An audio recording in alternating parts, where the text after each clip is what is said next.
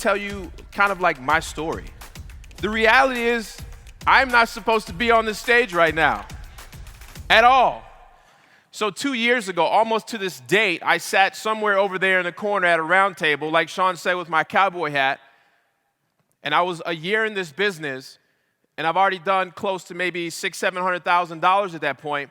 But I needed more, so this was my first real estate event that I ever went to, was Extreme Freedom right here in Arizona, Sean Terry's event. So give a round of applause for Sean Terry again.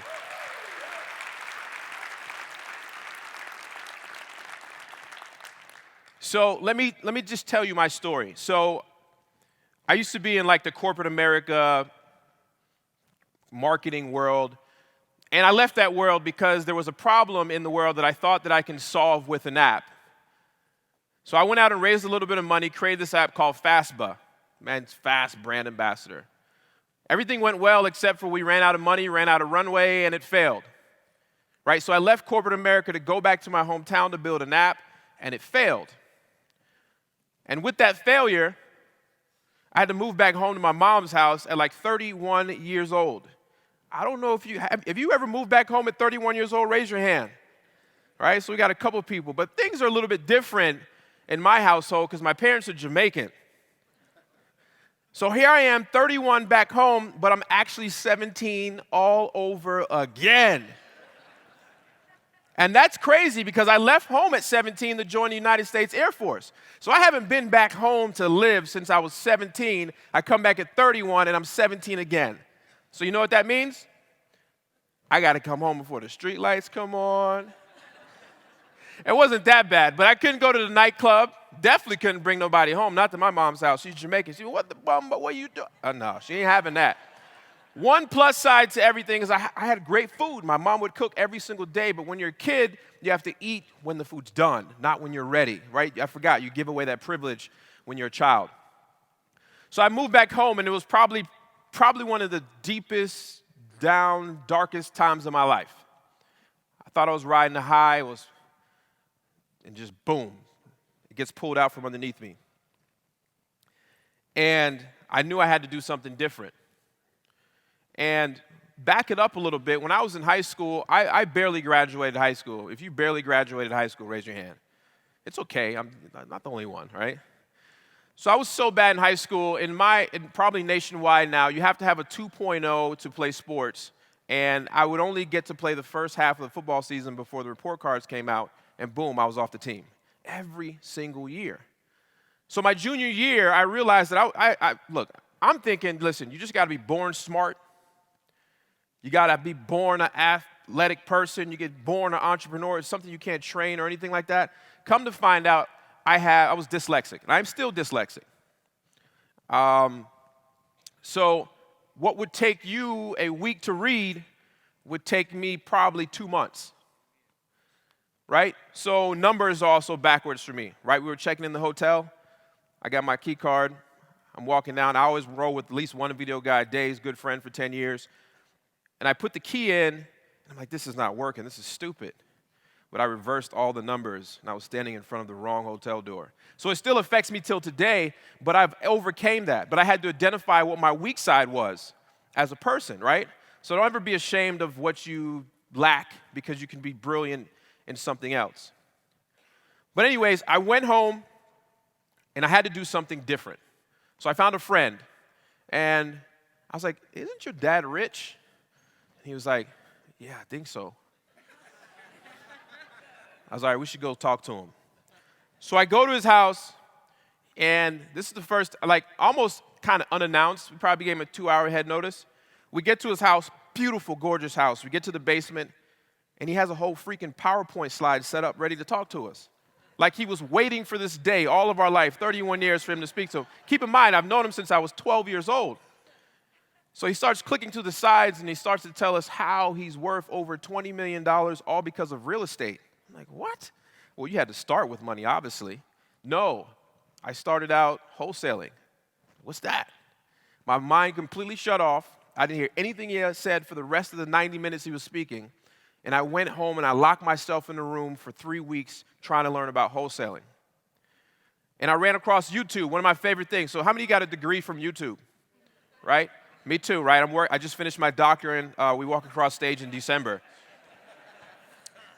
So I go home, and I enroll into Sean Terry's YouTube University. I don't even know if he had a thing, but he would have YouTube videos up there talking about sellers appointments and how to do this and how to do that.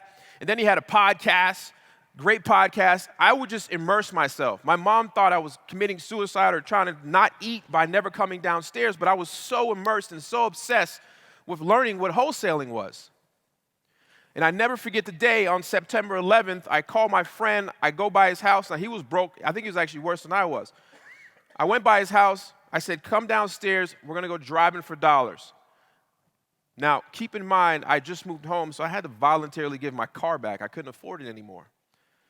So I called the bank. They came pick my car up, and I had to get a 2004 Volkswagen Jetta, right? I actually like that car. It's a good car.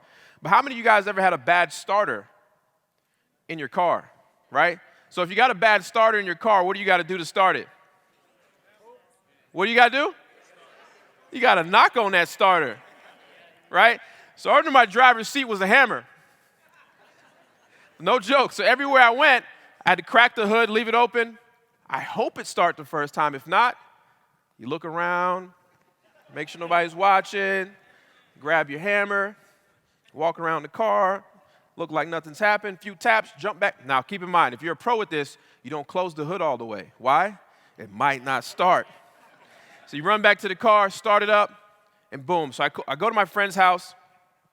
I said, listen, we're going to do this thing called driving for dollars. Sean Terry's talking about it. I don't know what it is, but I'm going to do it. So this was like 3 years ago. September 28th, 2016 is when I started this business. So when I got my first contract, I should say. So September 11th, I'm riding around doing everything I can, and we find a house a few days later in my old neighborhood that I used to live in. I never forget it. It was 224 Flintfield Drive. The seller was Amy Honeycutt Mitchell, and the buyer was Greg Pontillo. These are things you'll never forget, and that's why I say you're only one deal away. So I pull up to this house. It's got everything Sean's talking about. Tall grass, unkept bushes, mailboxes stuffed. I'm like, this is it. Sean is actually a genius. I can't wait to meet this guy, right? So I take a picture, and back in the day, before they had all these apps, and I say back in the day, this was like 3 years ago. Back in the day, you had to take a screenshot of your Apple map, screenshot of Redfin, go home, then put it in your county assessor's website to find out who owns it. So I'm on a roll. I speed back home. I find out who owns it, but then it says heirs. Now, be honest. How many of you guys knew what heirs was before you got into this business? Okay, cool. I wasn't alone. Right? So not everybody knew what heirs was. So I had to Google that. So I got an associate's degree in heirship, right, just from Google. And then I had to go to the county courthouse, the probate office the next day. Well, luckily in North Carolina, you can access these files. And I asked for the lady's file. I said, hey, can I see such and such heir file? She gives it to me. I open it up. There's an administrative document on the front. It says who the administrator is. It says what their address is and their number. Like, bingo. Take a picture, and I leave.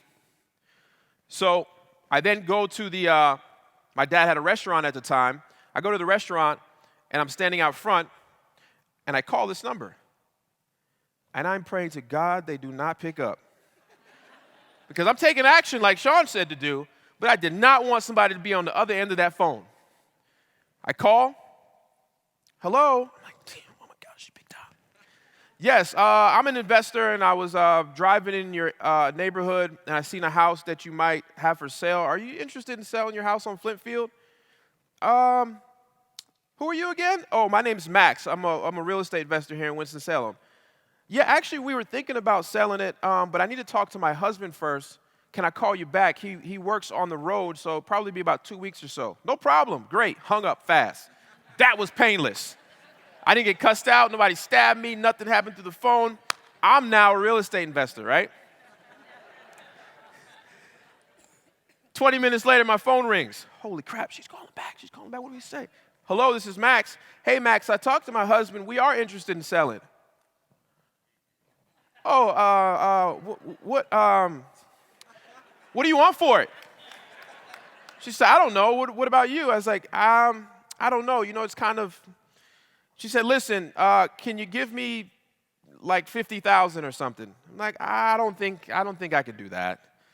I was thinking probably close to 30. Where I got that number from, only God knows, because I didn't run a single comp on that property, right? And she says, okay, well, let me call my husband and I'll call you back.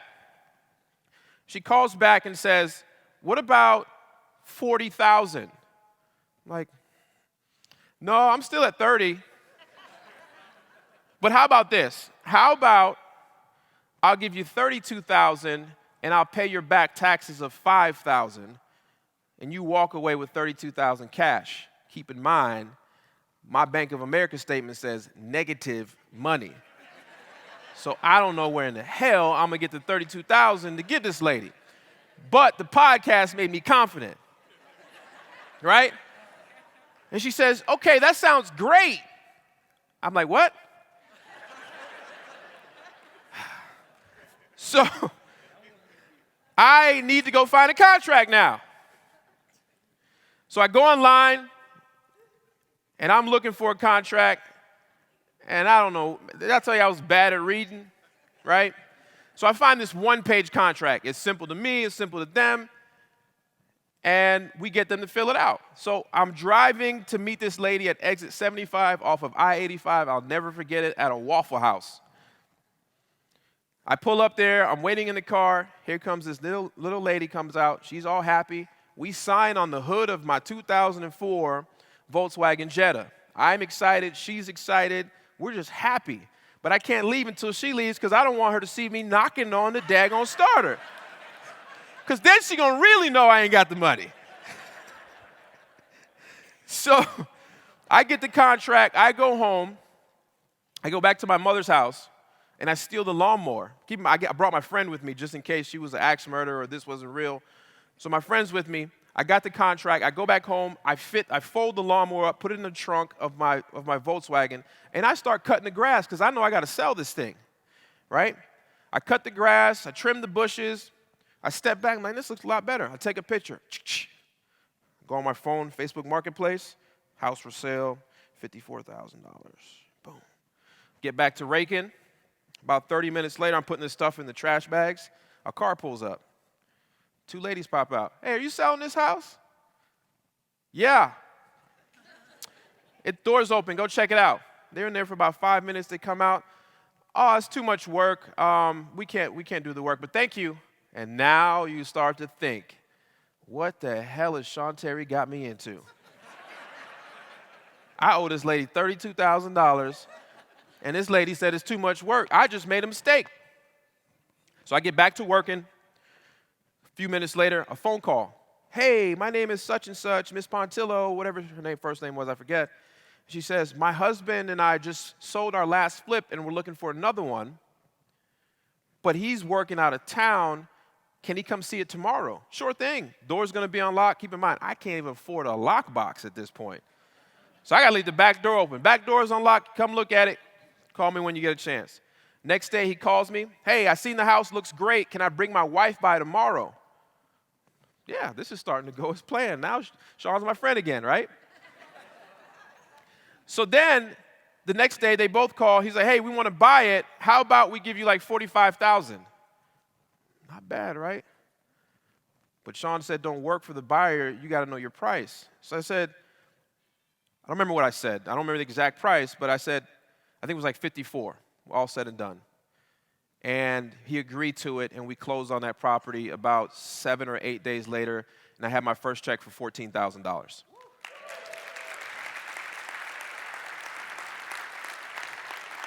And at that moment, I realized this is real. It took that bank about 15 days to clear that check because they was like, sir, we ain't never seen this type of money in your bank. We got to make sure this is good. So I'm sitting there waiting just to make sure the check cleared. About 45 days later, no, I'm just joking. About 15 days later, I get all the money, right? They was like, hey, we're going to keep in mind the counts are negative. So they were like, ain't no way this is real. You're going to go to jail if we find out this is fake. But, so I get that check, and my next deal happens from Craigslist. I make $7,000. And then it snowballs. And in about the next 10 to 11 months, I make about $800,000. And it's just going and going and going. So I really say that I'm not supposed to be here because statistically, there is no way that a first-generation American black guy is supposed to be making $800 and something thousand from watching YouTube videos, and he's not going to jail. But this stuff really works. I promise you. So now I have a team, 14 staff members. We just got a new 7,000 square foot office that we're opening on the high-rise tower, and we're growing. And we're growing every single day, right? But all that story stuff is cool. And you're like, great story. How does that relate to me? It relates to you because I'm telling you that I am probably the worst candidate in this room to be successful and standing on this stage and talking to you.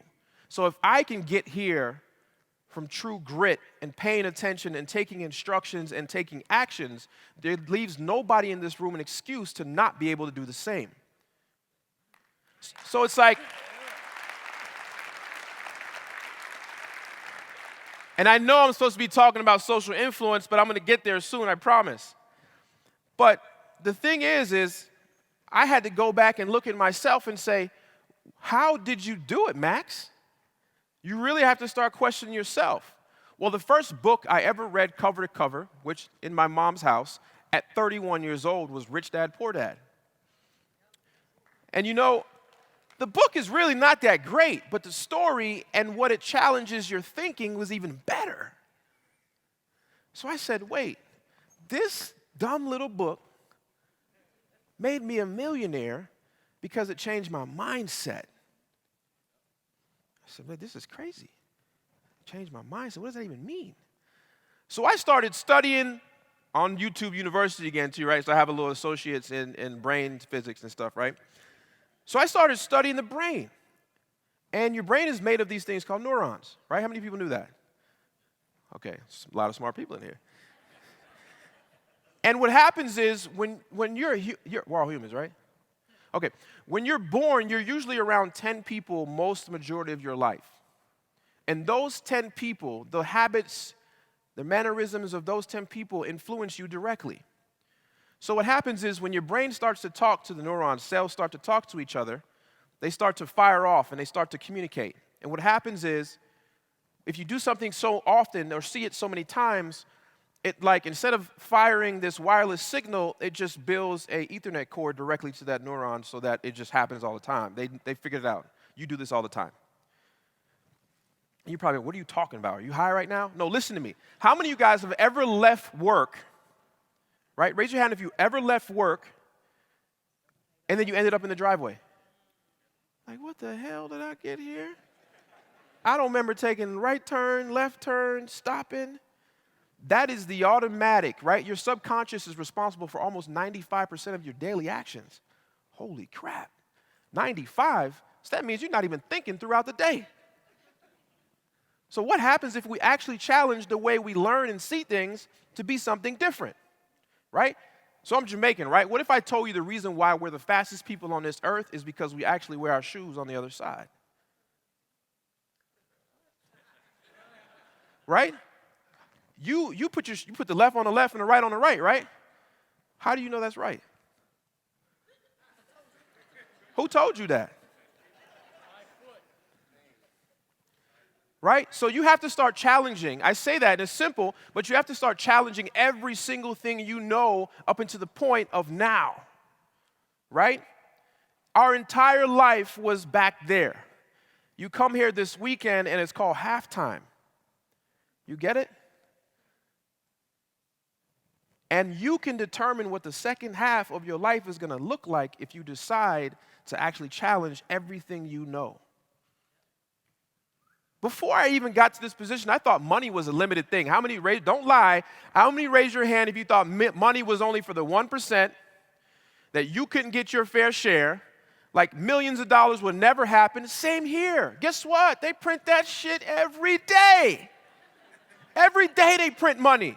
And when you start to realize that, you're like, man, I can get my share. So I look at the tax bracket, right? I didn't know I was in the top 1% of America. That feels pretty good, doesn't it? Is the IRS in here? Because I'm broke. So the whole point of this conversation, I'm telling you, is you need to challenge every single thing that you think is right and do it the other way to make sure what you've learned is not just a habit and an automatic motion of the 95% of your brain.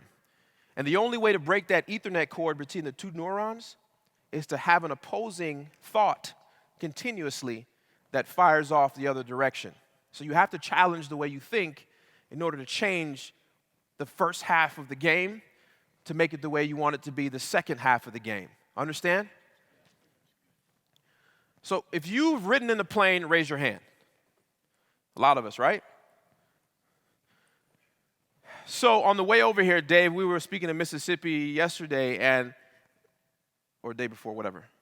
We're in the plane, and I'm always with my big headphones on because I don't want anybody to talk to me when I'm on the plane. It's weird conversations on the plane. I don't know why that happens. But for some reason, my headphones wouldn't turn on, and the lady standing in front of me, and she's talking about the safety instructions for this flight.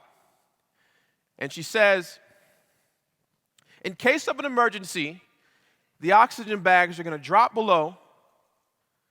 Even though it's not inflated, oxygen is still flowing, but put your mask on first before you help your child or the person next to you put their mask on. And I'm thinking, what a selfish mother. Why won't I help my child put their mask on? That's stupid. And I started thinking, wait, it makes sense. How many of us go through life trying to put the oxygen mask on a friend, a family member, somebody else, and you ain't even breathing correctly yet? Raise your hand. Okay? So the reason why that made so much, it was so troubling, I made a post about it yesterday on Instagram. I was like, this is crazy. My whole life, I've probably been going around trying to help somebody else put their mask on. You need to be selfish in order to be selfless. Get to the top and throw a rope down and pull somebody up with two hands. Not while you're going up and trying to grab with one.